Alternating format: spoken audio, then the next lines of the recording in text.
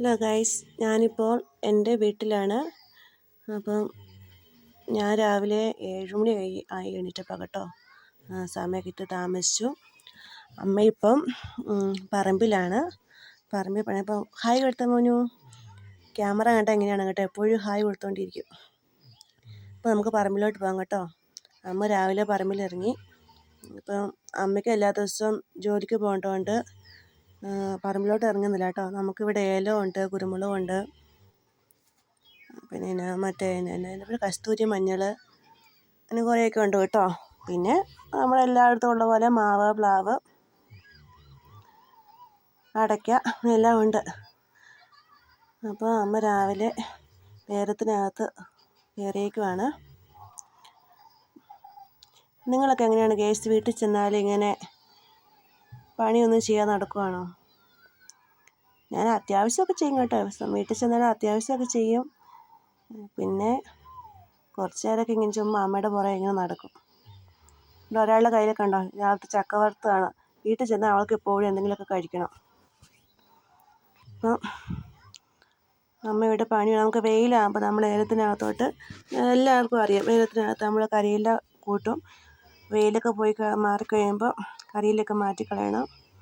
നമുക്ക് കരിയിലൊക്കെ മാറ്റിക്കളഞ്ഞേക്കും കേട്ടോ. അപ്പോൾ അതൊക്കെ കളയുവാണ്. ഇവിടെ ഇഷ്ടംപോലെ തോട്ടപ്പുഴും ഉണ്ട്. പക്ഷെ ഇന്ന് എന്തോ ഭാഗ്യത്തിനില്ല.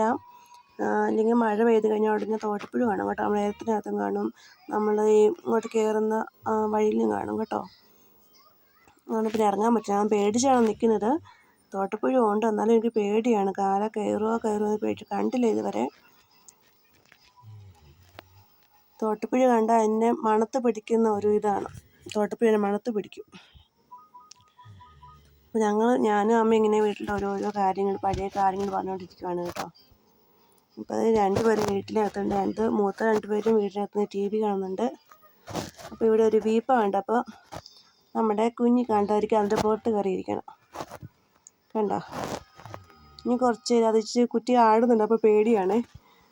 കുറച്ച് ഡാൻസൊക്കെ കളിച്ച് ഞാൻ തന്നെ എടുത്തു. പക്ഷേ അത്യാവശ്യം കായുണ്ട് കേട്ടോ. കുറച്ച് ഇപ്പം കുഴപ്പമില്ല. അത്യാവശ്യം കായൊക്കെ ഉണ്ട് നമുക്ക്. അങ്ങനെ എല്ലാവർക്കും ഏലം ഉണങ്ങിയപ്പോൾ നമ്മുടെ ഏലൊന്നും അങ്ങനെ ഉണങ്ങിയിട്ടില്ല കേട്ടോ. അത്യാവശ്യം ഇത് കണ്ടോ ഗൈസ്.